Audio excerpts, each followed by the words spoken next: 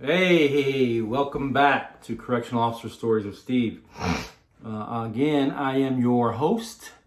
Thank you for tuning in. If you're new here, go ahead and hit that subscribe button, hit that notification bell, and smash that like button, y'all. It's free. It doesn't cost you anything. If you don't like my video, comment below and tell me why. Don't just not like it. Give me a reason why. And for all of my goons that have continued to support, thank you. As you guys know, I greatly appreciate all the support. I get a lot of positive feedback, so thank you for that. Anyway, today I'd like to talk about whistleblowers in the AZ Corrections Department. So Arizona Department of Corrections whistleblowers. And there's a couple of them. First one came out, and I've talked about this in a separate video.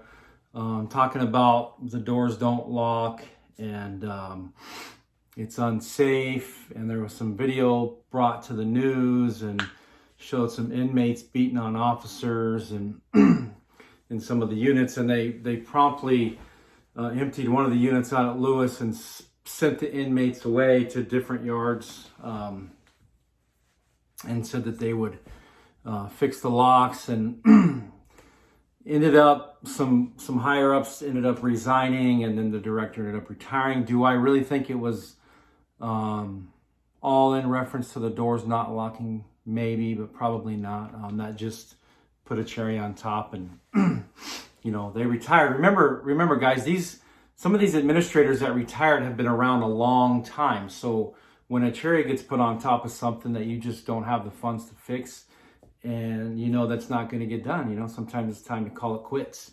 Am I forgiving them or saying, letting them off the hook for that? No, of course I'm not. But until you fill a position like that, until you work in a position of power like that, it's very hard to judge. Yeah, me as an officer and as a sergeant, I was pissed a lot of times because, those doors haven't locked for a long time. Have they always been, all of them just like that, where they've been able to yank them right open? No.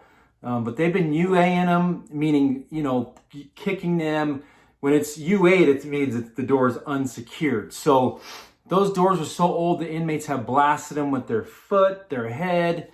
They constantly bang on them. So eventually, though, they've just worn out and they don't secure anymore. But we all know, especially if you work inside the prison facility, safety and security is number one. Right? So we want to have a safe and secure environment. And with the doors not locking, it's hard to put safe and secure in the journal that the correctional officers keep while they're in the control rooms, because they keep a journal of everyday, all-day events. Who came in the pod, who left the pod, what inmates came in the pod, what time showers were conducted, what time a security check was done, and they're supposed to be on the half hour. Staggered. So, but getting back to the whistleblowers, do I think a lot of it was for attention? Because I've gotten a lot of comments on that. Well, these whistleblowers are just for attention. It's really hard to say. Again, I don't know the first one, the female sergeant that, and if you've watched the news, she's on there, that ended up blowing the whistle on the locked doors and some other things that have been happening. I didn't really ever get to interact with her. I know who she is, but I never really interacted with her. However, the last guy that blew the whistle, I do know him. He was my lieutenant out at Lewis. Now he's an administrator, and he was a good lieutenant. Very, very, very driven. If you needed something from him, he'd make it happen. Very firm, fair, and consistent with the inmates. If there was something going down, he was right in the mix, and you could count on him as a lieutenant to be out there and not just be up in the yard office doing paperwork. So it's hard to say. Now, when you become a whistleblower, obviously you got a target on your back. You've now become a target, and you've now become a little bit more popular, obviously, because anytime you're covered with the media, the news now makes you a little bit more popular. But these are all concerns that have needed to be they've needed to be addressed forever. There's one of my cats in the background that's mookie.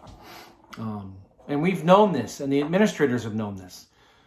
However, who knows if the funds are there? Who knows? I don't know. I've never been in that position. I've never been at the governor's doorstep knocking on his door saying, you know, here's my concerns, here's the money I need it now, what are you going to do? I've never been down there.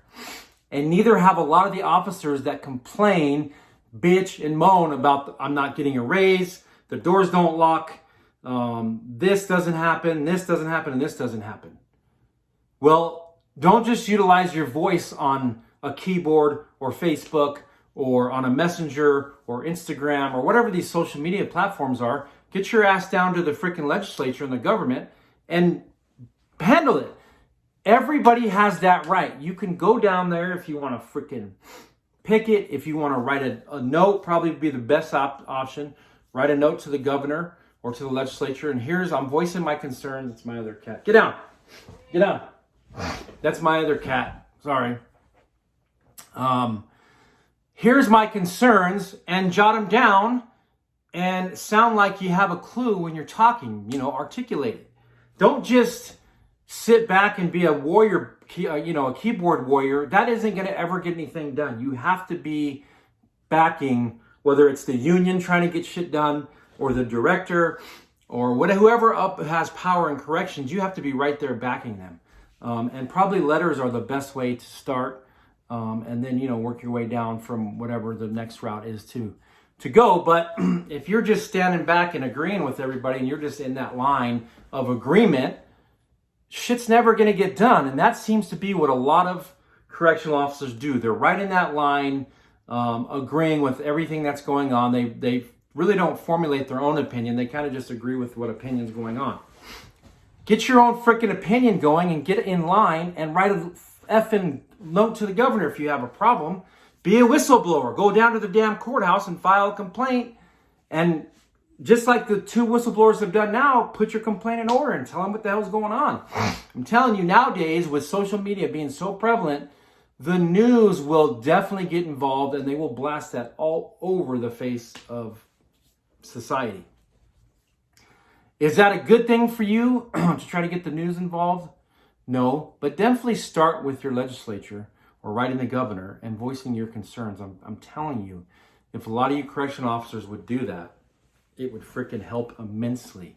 Did I used to bitch? Yeah, of course everybody does, but never to the extent to where I felt like I was just agreeing with everybody else's opinion. I used my common sense and knew that if it was gonna happen, it was gonna happen.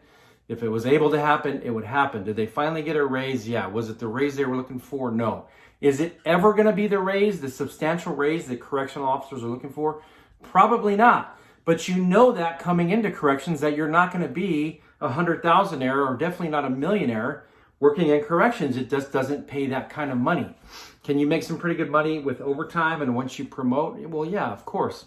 But coming in that you're not going to make a shit ton of money. There's always going to be a safety risk. There's always going to be room for improvement with security.